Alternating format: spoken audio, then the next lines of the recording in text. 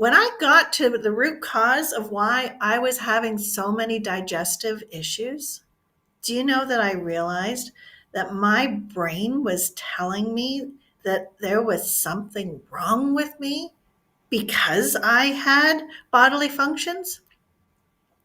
I was so ashamed that I needed to go to the bathroom. I would hold it for so long.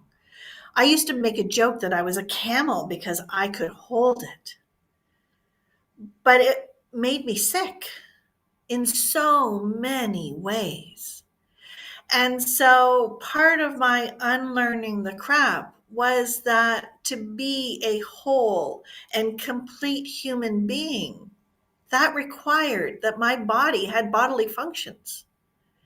And in order for me to be healthy and happy and aligned and integrated, I needed to not only accept those bodily functions, but I needed to understand what they were telling me.